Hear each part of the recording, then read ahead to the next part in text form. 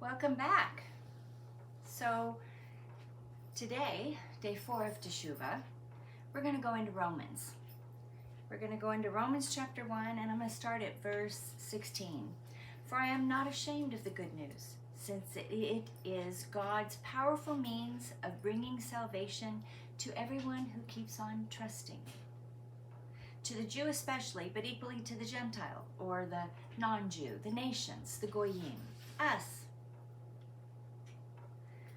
For in it is revealed how God makes people righteous in his sight. And from the beginning to the end, it is through trust. What is trust? Trust is absolute confidence. That's what trust is. I know that I know. I believe beyond a shadow of a doubt. I know that God is the maker of heaven and earth. I know that he holds all things together. I know that he has a plan. I know that he had a plan before creation for us came about. I know that all things come through him, by him, and for him. I have absolute trust and confidence in who he is. Not my ability. I'm not even saved by my ability. I just choose to accept it. I just choose to believe, to trust. And it is that trust that brings us to salvation. Salvation is ours, yes, through Yeshua.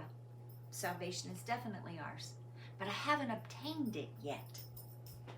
But I'm going to. We all will. Those who believe, those who continue, as it says here, in trusting. It is from the beginning to the end. It is through trust. As the Tanakh puts it, well, what's the Tanakh? The Tanakh is what Christians call the Old Testament. The only problem with that is old makes it sound like it's done away with, and it's not. Old, we need to tear out the page that says New Testament because it's one book. This is one book. One great big story, history, his story. That's what. The Tanakh is the older portion. It's Genesis through until the quote-unquote page that says New Testament. All the prophets, all the instructions, all the history, all of the kings and the judges, all of that we call the Old Testament, but it's called in Scripture Tanakh. As the Tanakh puts it, but the person who is righteous will live his life by trust.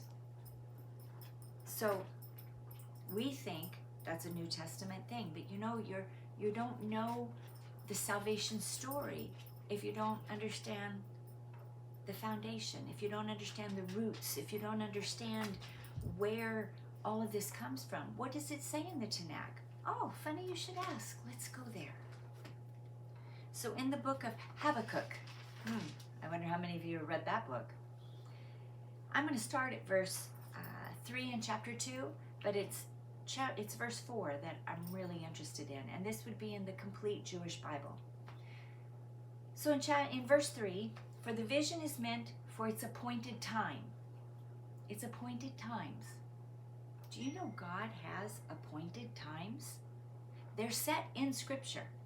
We think that all these things that are happening are just happening randomly and whenever he decides. He already decided and he told us when it was going to be. It's in Leviticus 23. Those are his appointed times, the Moedim. Study to show yourself approved.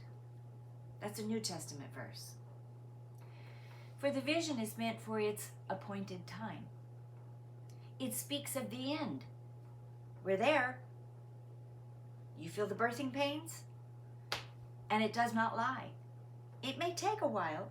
You remember how this was written, Habakkuk. This was written before the time of Yeshua, Jesus, when he walked on earth. It may take a while, but wait for it. For it will surely come. That's what it says. It will not delay in God's timing. It's according to his appointed times. It's not a mystery. It's right there. Verse 4. Look at the proud. He is inwardly not upright.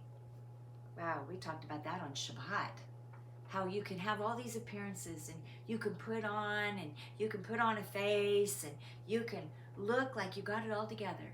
But inside, you're not upright. Inside, there's turmoil. Inside, there's ugliness. Can we just be real?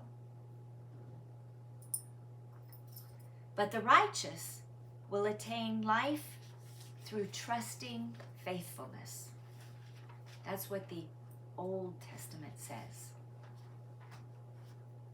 And the Old Testament points to Yeshua and the mystery of the gospel that Paul always spoke about. And that mystery is Yeshua, Messiah, for all nations and all people. So let me encourage you. Get into the Tanakh, the Old Testament. Yeshua's there. There's a lot more grace and mercy there than we realize. Trusting, confidence in who he is. How can you say you trust God when you don't know what he's done? You don't know what he's going to do.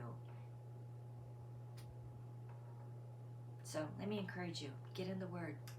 Study to show yourself approved. A workman worthy his hire.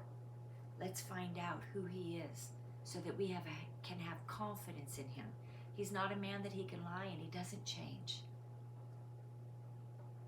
All right. See you next time.